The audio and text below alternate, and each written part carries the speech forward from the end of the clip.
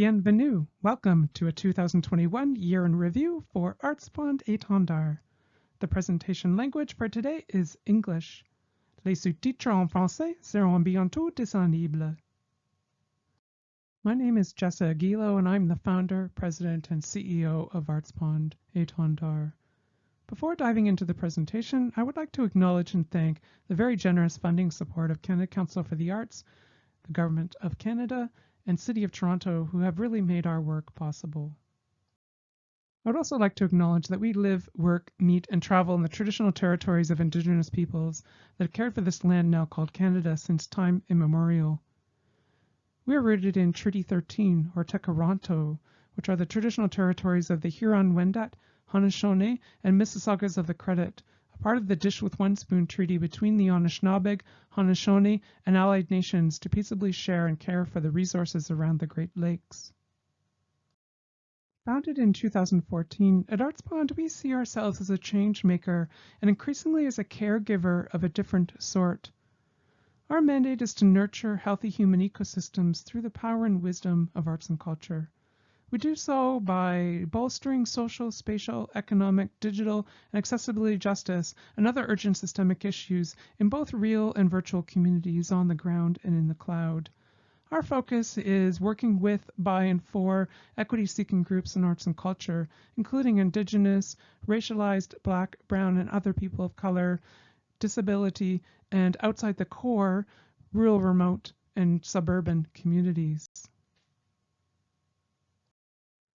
As a growing organization with a national mandate, our vision is to strengthen collective human engagement and belonging through the cultivation of deep, lifelong connections to artistic expression and its capacity to foster positive social change for all in both artistic and other industries. Our strategy is to illustrate the capacity of the arts to take a bigger leadership role in leading collective action in response to urgent issues outlined in the United Nations Global Sustainable Development Goals for 2030, including greater equity, no poverty, climate action, sustainable cities, and many other issues. I would like to summarize in today's presentation 4 areas of activity for our organization in 2021, including economic, spatial, and digital justice, as well as general operations. These 4 streams are key elements of our first decade strategic plan from 2014 to 2023, entitled Share Well, Vivre Bien. A focus of this plan is to help nurture equity.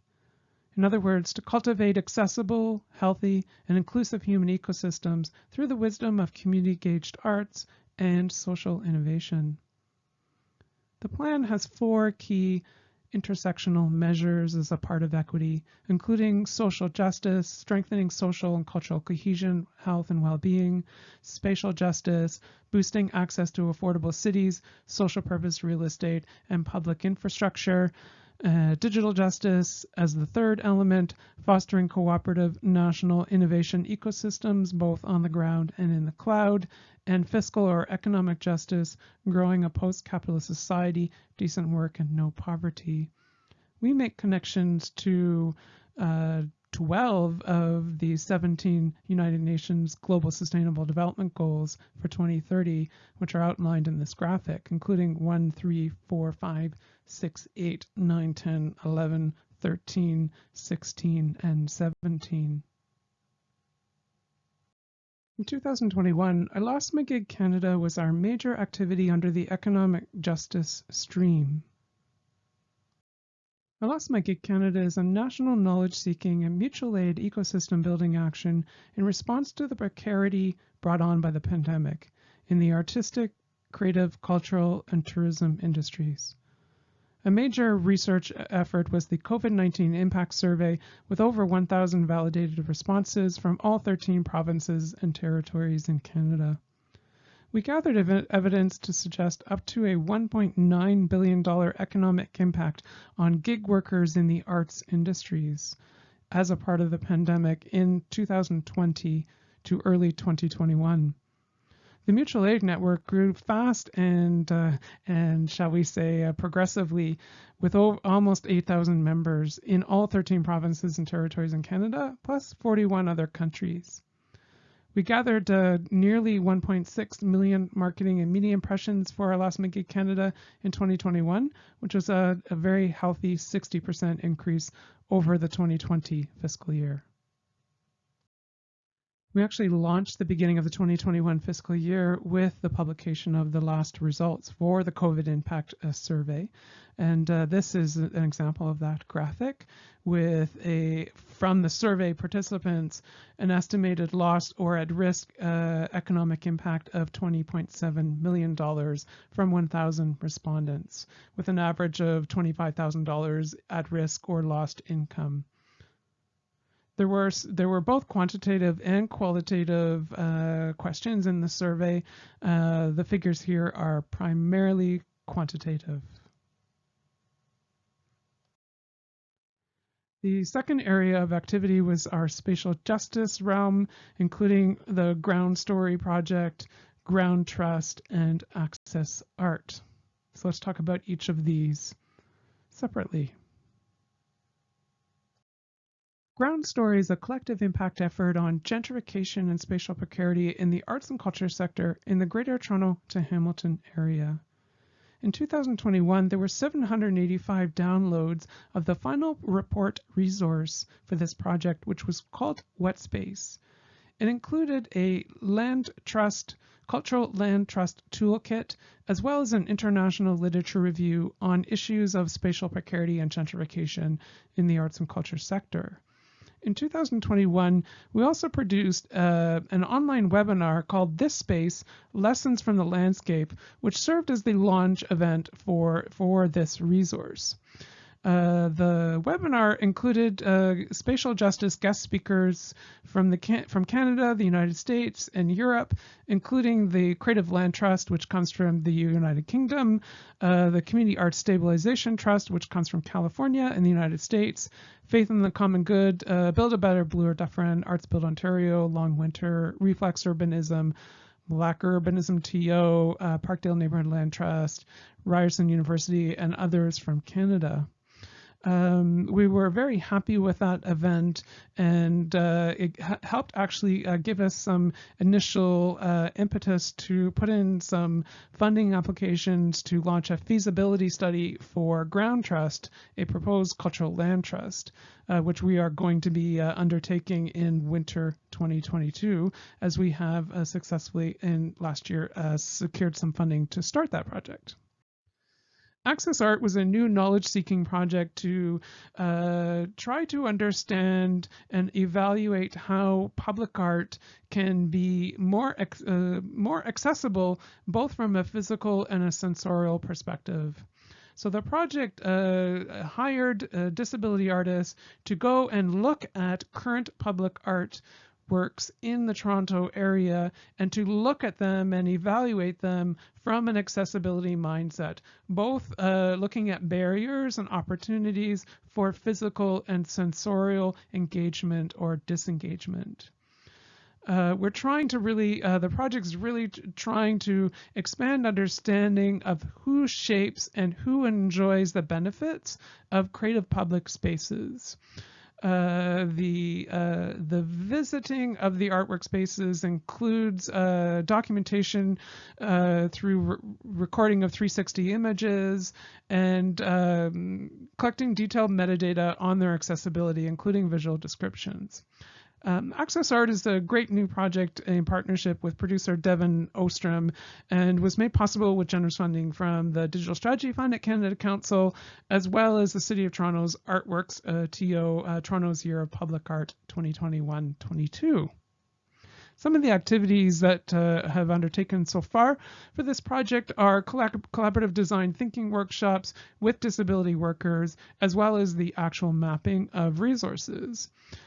This is an example of some of the results, graphic recordings of some of the community consultations around what public art and accessibility issues are and how to talk about them in an approachable way.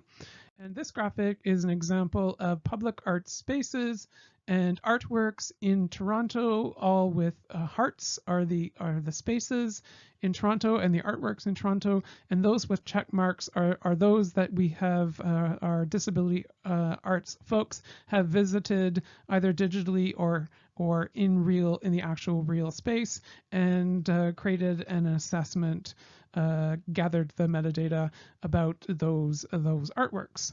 There will be a available interactive map of this metadata in the next fiscal year. In our digital justice stream, there is 4 major projects: Hatch Open, Artse United, DigitalASO, and a new emergent project called Together There. And let's talk about each of those now. Also supported by the Digital Strategy Fund at Canada Council from the second round in 2018, Hatch Open is an open source arts management and impact investing platform as a part of our phase 1 development. It's been a much more complicated project than we first thought, particularly around developing the technology, and so it's taking longer than we would like. But in the last year of 2021, we did quite a bit of work on wireframing the major modules for the platform, including user account and profile creation, understanding how the platform will be accessible and how users can change the kind of the experience of what the platform looks like, whether they want larger fonts or different font faces or different colors for the backgrounds and the icons and so on, in order to using different themes in order to improve their accessibility in terms of user experience, as well as the major financial management and impact investing components, which include creating budgets and setting goals, creating invoices and receiving payments for those invoices, as well as setting up, through your goal setting up a wish for a campaign of donations or crowdfunding to try to attract investors, impact investors into your artistic work. The design of the financial chart of accounts that will serve as the basis of all the financial transactions has been a very complicated process, but very enjoyable, and it has taken longer than we would like, but it's nearly complete now, with hoping that it will become a standard chart of accounts with a great level of detail that you can buy into or not. So you can choose to have 100 accounts, or you could choose to have up to almost 5,000 accounts for individuals and organizations in both artistic, creative, and cultural industries. So there are groupings for individuals, there are groupings for families and organizations, including not-for-profits, charities, cooperatives, partnerships, collectives, small to medium-sized enterprises, sole proprietorships, and other for-profit types of entities that can use the goal setting, the financial management, and impact investing components to support their work. A big part of the financial chart of accounts is to allow your reports to map back to other important financial transactions standards, such as GIFI, the General Index of Financial Information at the Canada Revenue Agency, CADAC, Canadian Arts Data. These are more for organizations, and for individuals, we're working on trying to have a mapping to T1 General, and for organizations, T2 Corporate and T30 Charities returns, but that is a much more complicated process, given that those returns are change every year. So we will not have, I don't think, a full mapping of every line, but at least have some help for an initial overview of what some of your major numbers will be for those returns. For your financial budgeting and reporting of your actuals. This is an example of just some of the wireframing work that we've done around this is the login page, and how some of the different buttons will route to different locations. This is an example of the chart of accounts right at the very top, the beginning of the chart of accounts, with our balance sheet items, assets, current assets, cash deposits, and other cash-like equivalents, going deeper and deeper into lower detail. As a user, you'll be able to choose to have, say, only assets and current assets, or you could have assets, current assets, plus cash and deposits, and everything else that are sub-accounts under those, or only choose the high-level accounts. A user will be able to, for example, import their budget in most formats, Excel or PDF, and you can have your own chart of accounts in whatever numbering you like, and there'll be a mapping automated tool that will map your chart of accounts to our chart of accounts, so that we can help you in mapping to Giphy and CADAC and other kinds of standards, as well as comparing, if you choose, comparing your financials to other artists and organizations that are similar to yours, that share their data anonymously with other users in the platform. This is an example of the mapping data that we have for the Giphy, General Index of Financial Information, to routing to our Hatch open financial chart of accounts, just as an example of the kind of information that we are having to develop and gather to support the vision of the software. Artse United is a platform cooperative that's focused on both financial management and impact investing in phase 1, like Hatch Open, and it's actually a new organization, a proposed new organization that will be powered by Hatch Open. So Hatch Open is a technology, it's an open source platform that anyone can use, whereas Artse United will be a new organization, a cooperative that will help users actually use and get access to the Hatch Open software with technical support, and a community of other users that are using that technology to hopefully build community and build knowledge. In 2021, we hosted some thought residencies with equity-seeking artists, including Indigenous, racialized, and disability artists from the visual performing and disc-crip art sector, in collaboration with Work and Culture, the Ontario Cooperative Association, and the Inclusive Design Research Center at OCAD University. We did not come to a full consensus on what the cooperative should look like, and so further consultations are needed in 2022 and beyond to figure out what the Artse United cooperative should look like. The initial vision is it's a for-profit organization, so that there's opportunities for revenue sharing with its members. The major structural components in terms of governance currently include 3 tiers of members in the cooperative, including workers, which are the creators and producers that are using the software and creating data, asking for investments, sharing stories, and so on, as well as consumers, which are clients of those workers, audiences, donors and funders, and then directors, which are the founders, the staff, the governors, and board of directors for the cooperative.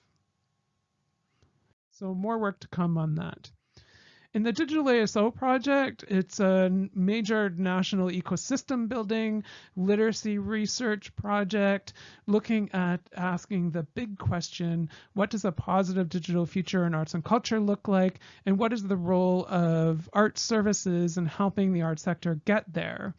So we offered a series of knowledge-seeking roundtables in Western Canada, Northern Canada, and Ontario in 2020 and 2021. And we have additional roundtables to come still in Central Canada, Atlantic Canada, and the Maritimes, as well as Quebec. As a part of the work that we did for 2021, we summarized as a knowledge framework the major themes, insights, and wisdom, and other gifts that were shared during the roundtables that we hosted in Western, Northern Canada, and Ontario.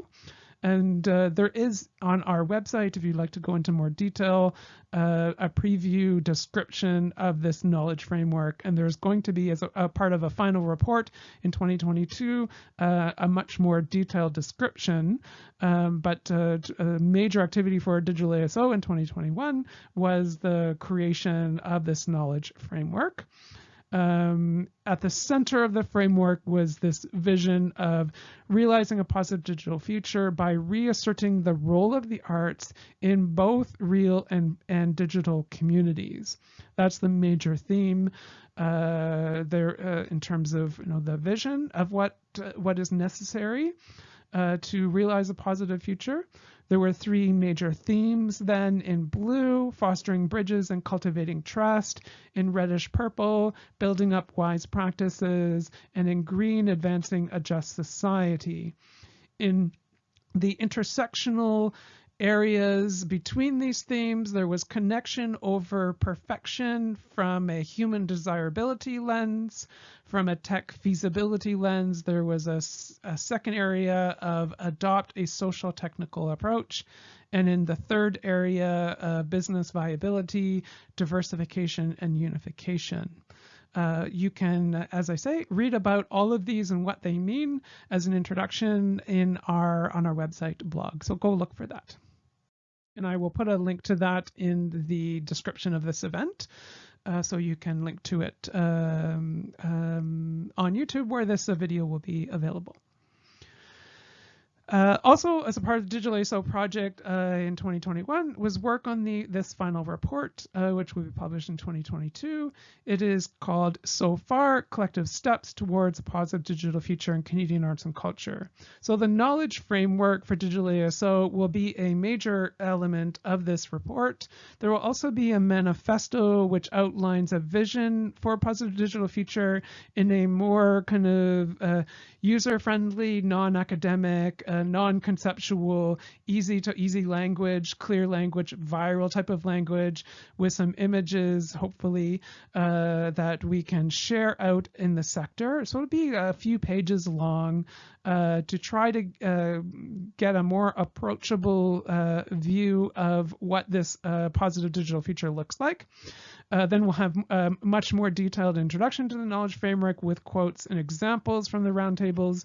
The preview we have currently on our blog does not provide that level of detail. We're also going to be sharing out a series of case studies on local, national, and international ecosystem structures and alliances that have been created in different communities inside the arts, outside the arts, as a way of trying to gather knowledge and recommendations to help us vision what a proposed digital arts services alliance in Canada might look like. The idea and the support of the Digital Strategy Fund that we received, the money we received from the Digital Strategy Fund at Canada Council for DigitalASO, was to build a national innovation ecosystem, including a Digital Arts Services Alliance, to help steward collectively the digital transformation efforts that are happening in Canada now that the Digital Strategy Fund is over. We've had some good seed funding, but what happens next? So there is a proposal that we've been looking at of, creating either a formal or informal, local or national alliance to help steward education, so knowledge building, platform building, access to resources, human resources, financial resources, and knowledge resources, education with and networking. So building communities together through meetings and conferences and whatever else an alliance might do. We're looking at case studies of how we could build out a more collaborative, connected digital support ecosystem in Canadian arts and culture. The So Far report is going to summarize all of that with versions available in English and French and executive summaries in some Indigenous languages to help encourage access. We had several youth interns from Humber, York University, and University of Toronto helping us with this project and helping us with the so far report writing in particular, and we're really excited to be sharing that in spring 2022. The third element and final element of the DigitalASO project is building an ecosystems map. This is a new digital platform, and we've been in 2021 engaged in the early conceptual design thinking workshops for what the tool should look like with students from the University of Toronto's iSchool, as well as co-creation labs with members from the arts and culture sector, including artists and arts support workers. We hired 3 youth designers to engage in a more detailed design of the user journeys, the accessibility protocols, and the actual wireframing of what the solution might look like for the ecosystems map in terms of the user experience. At a broad level, the proposed kind of minimum viable purpose of the ecosystems map is geographic and semantic mapping of assets and stories and journeys around digital transformation from the voices of digital champions as well as people in need. So we can help discover what digital projects are happening out there in Canada, as well as what we've learned and what we're looking for in the future. So you'll be able to, in the ecosystems map, either place semantically or geographically your digital projects, some digital stories, sharing perspectives, which are much more like a blog post or a social media post, creating links to knowledge resources and artworks that are about digital issues. The ecosystems map is also going to be hopefully connected to the Access Art mapping visualizations that are coming as part of the Access Art project, because they're both visualizing semantic and geographic data. And our proposal currently is to realize the ecosystems map and the Access Art visualization components as a part of the Hatch Open software. So when Hatch Open beta is launched, you'll be able to undertake both financial management, impact investing, and ecosystem mapping of your projects, and trying to connect and engage with others of interest to you and your own personal needs. The final project under digital justice stream is Together There. It has been delayed from a summer 2021 launch to a winter 2022 launch due to some significant family challenges for our staff this past year. We did receive up to $495,000 as a multi-phase commitment from the Canada Council Digital Strategy Fund for a 2-year project. Together There is envisioned as a creative thought residency on digital justice with racialized, outside the core, and disability arts workers, trying to imagine what digital justice looks like collectively and individually, and then creating some viral creative content to share those visions of digital justice with artists, with other industries across Canada. There will also be the next edition of the Digital Arts Services Symposium with a focus on digital justice, with these three equity-seeking groups taking the lead. We are currently seeking additional funding for Together There to expand the focus from digital justice only for Together There to include an intersectional response to other systemic issues that we think are very much interconnected to digital justice, including economic precarity, ecological environmental justice from the climate crisis, spatial justice, and other issues. In terms of operations, we had a slightly smaller year for Reach in 2021, mostly because we had a slightly smaller budget as we deferred a lot of revenues that we received in 2021 into 2022. Our overall impressions did grow from 2.7 to 3.1 million in 2021, but there is a little bit of a leveling off compared to the exponential more than 100% growth that we had seen from 2019 at 1.1 million to 2.7 million in 2020. So there was 14% growth in total marketing media impressions between 2020 to 2021. 5% growth in subscribers to just under 13,000. But we did see a doubling of our educational resource views and downloads, which was nice to see at just over 20,000. Total posts, articles, and videos was about the same, around 1,300. Total event participants and attendees was also same at 11% growth to 763. And our growth around reach internationally has grown at 18%, reaching most of the country at 173 countries. But the focus still very much is in the Americas in terms of reach, so North, South, and Central America, with a little bit of growth in Europe and Asia. Our reach actually has been quite significant outside of Canada in terms of our website. So we've seen some exponential growth on our website at 1.5 million impressions in 2021, just around 800,000 in 2020. And that's largely because of the number of countries growing outside of Canada, the amount of engagement we're receiving there. But our social media reach has leveled off and actually reduced a little bit in the last fiscal year, as focus seemed to shift from social to websites.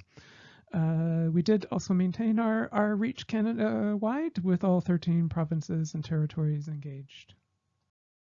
There was a decline in our overall human resources in 2021 because of the reduced budget, from 259 staff and support human resources in 2020 to 243 in 2021. Our full-time equivalent also dropped from 5.3 in 2020 to 4.1 full-time equivalents in 2021, with 1.9 full-time equivalent for employees and 2.2 for contract staff.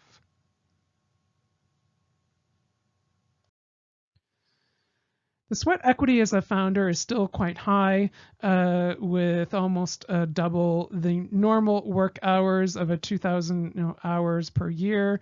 As the founder, I've been putting in basically double that for the last few years, but there was a decline from over 4,000 hours to under 3,700 hours in 2021.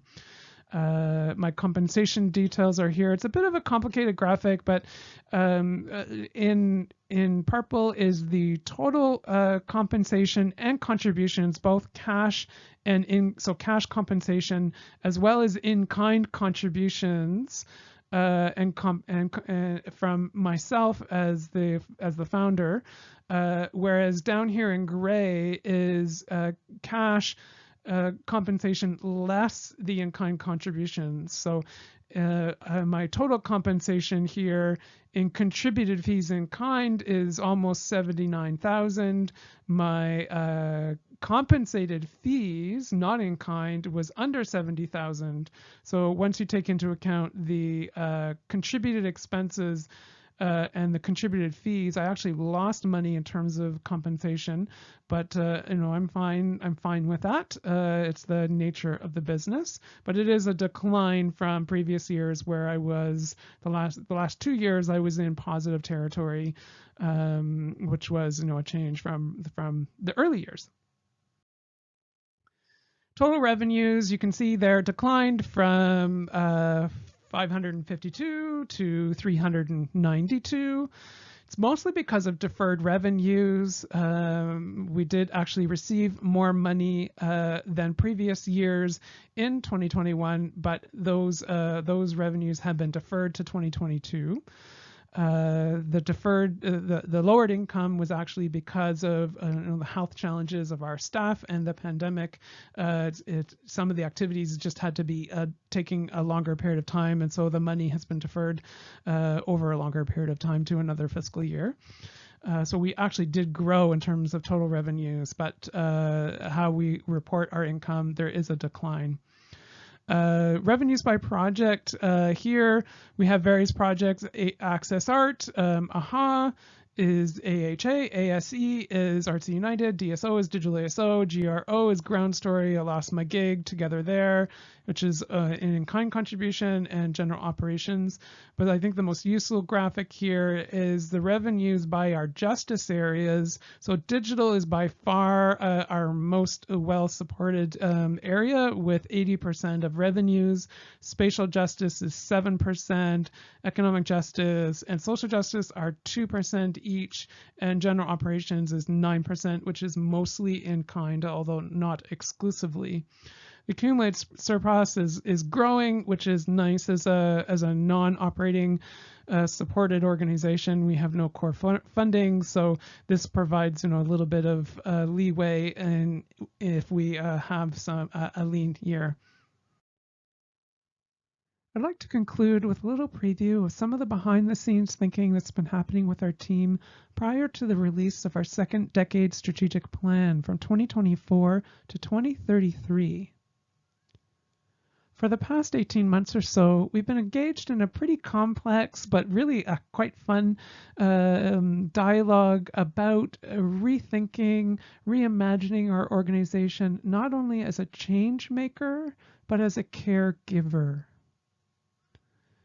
We firmly believe that artists can and should be seen and supported as leaders of complex social change. Whether it's climate crisis, pandemic recovery, Indigenous reconciliation, housing precarity, or a whole suite of other social urgent issues, we think artists can really be the leaders of this change, but they are often not ready to do so. They may not think of themselves as social leaders of systemic change. They may not know how to approach it. They may not be ready individually, personally. They may not be ready collectively in their community, or they may not understand, okay, how can I see a progressive approach? How can I make progress around a certain systemic issue because it's out of their locus of control? So there are these three perspectives of individual, personal, collective, community, and system planet that we are trying to root our vision of care within. There are also four elements: create, engage, share, and care, that we feel are necessary for our organization to support a journey of change for artists, for arts workers, and for other support industries. As a support service organization, we have yet to actually make art, curate artwork, both in the creation phase, in the production phase, or in the dissemination phase. And this is something for our second decade strategic plan that we want to add or pivot towards under the create element. We want to work directly with artists, creators, designers, educators, curators to make artwork, to curate artwork, to educate artists, to better understand the complexities and the opportunities of artistic practice, to share personal identity, personal experience that really helps foster greater social cohesion and well-being in our societies. And also helps artists better understand, it also helps creators and educators better understand what their individual values are, what their artistic wise practices are to help foster that cohesion and well-being for themselves as individuals, for the community that they exist in, that they want to support, and for the system, for the larger ecology or ecosystem if they are ready to shift to a larger focus. The engage focus here, the engage stream, is then about the consumers, the audiences, the stakeholders that are ready or have the attitudes that with a little bit of care can progress to the point where they are ready to consume art with economic investment.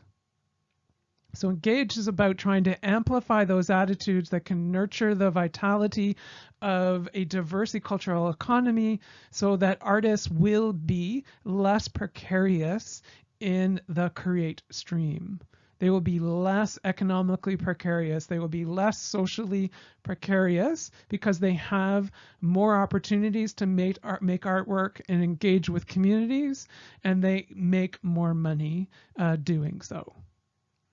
The third lens here is share, and this is shift focus from not artists and not their consumers, but the support services ecology. So producers, managers, engineers, support service organizations, social services, government funders, to develop a belief in the power of cooperation.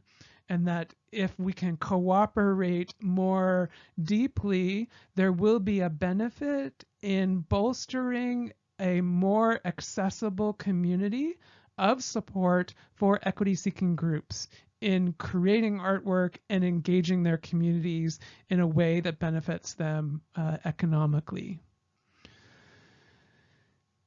The final realm here of care is looking at this journey of care, the evolution that is required for individuals, for individual artists, for supporters, for consumers. What is the journey that those individuals, those communities, and the systems that impact them, what is the journey that those areas, those groups must undertake in order to become better caregivers of arts and culture, or better recipients of care, so that in the create stream, artists are better prepared, they're ready to explore and listen to other artists and understand and express a more complex, a more interdimensional understanding of what care looks like for artists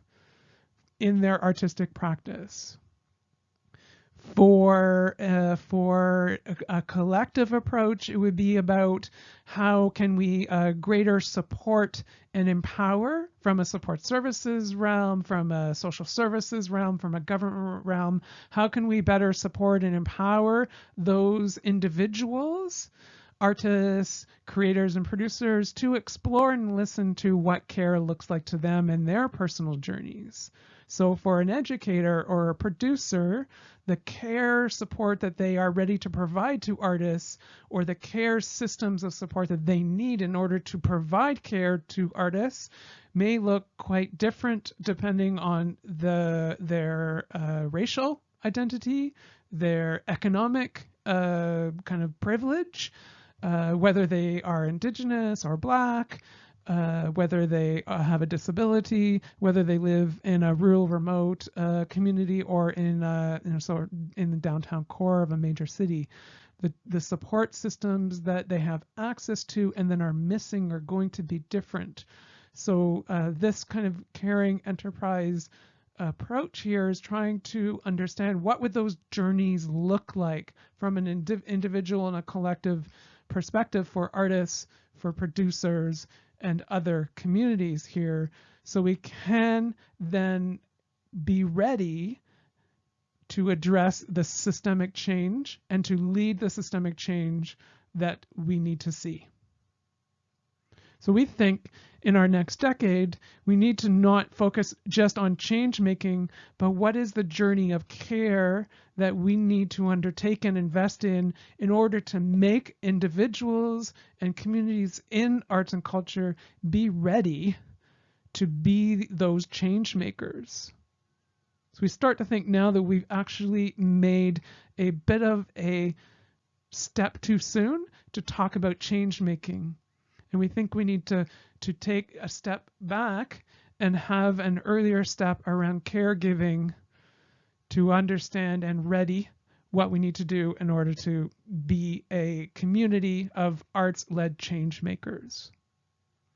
And there is in this care realm a focus on not only human real-life experience, but digital, virtual experience, and with the climate crisis, our natural environments as well.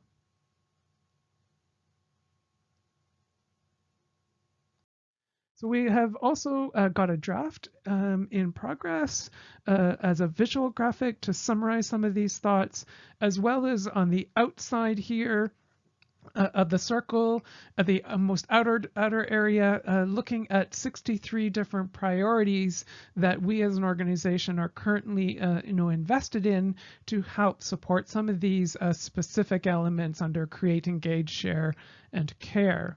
So under Create, it's an action focus. Under Engage, it's about equity building and ecology building. Share is about understanding impact and building out culture to support impact. And Care is about the wisdom of understanding practice and process, and the realizing the justice and the care from our particular lenses.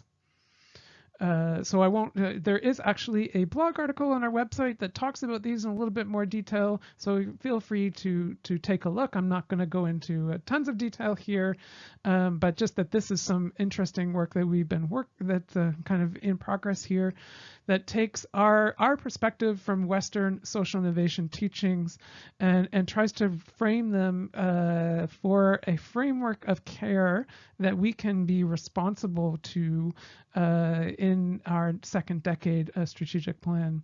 So we could just maybe take a moment and look at equity. So equity are which equity seeking groups are we particularly interested in? So there's 2S LGBTQ+, Black and other racialized, people of color, disability, elders and seniors, immigrants, Indigenous, low income, outside the core, which for us includes rural, remote, and suburban, women and youth. Ecology then is about not just the individuals, but the types of communities, change makers, creators, educators, and so on. Under impact is the focuses that we've committed to from the United Nations Global Sustainable Development Goals. Cultures are the types of organizations and support systems that we're kind of prioritizing. Processes are about practice, different types of practice that we realize the work that we're doing. And here is an example of the framework applied to two of our spatial justice projects, Ground Story, a collective impact effort on gentrification in the arts, and Ground Trust, a proposed cultural land trust for the arts and culture sector here in Toronto. In green and blue, they connect outwards with these fluid lines towards the 63 priorities. Thicker lines mean a higher priority than the thinner lines. And they for us illustrate our commitments and accountabilities for each project, where they overlap and where they are distinguished from one another. It is strategically our approach to kind of create these dyads of two different kinds of associated projects, one that's usually focused on ecosystem building or knowledge building, and one that is much more strategic and idea focused or community focused, and one that is much more practical, the co-creation labs to actually make things rather than think about what things should look like, or platform building, actually building out and realizing the solutions that have been proposed or identified as the priority. So Ground Trust is a platform platform building solution as a cultural land trust, whereas Ground Story was much more about the preliminary research and the preliminary knowledge seeking and ecosystem building that was undertaken in order to realize that we needed or wanted to focus on creating the Ground Trust land trust. So yeah, this hopefully is interesting to you in terms of how we are thinking about our work to date for 2021. And I hope you will take a moment to reach out to us and let us know what you think. Our contact information is here in terms of our different projects. Stay tuned for further updates on what's happening in 2022 at artspond.com. Thanks for your time and have a great day.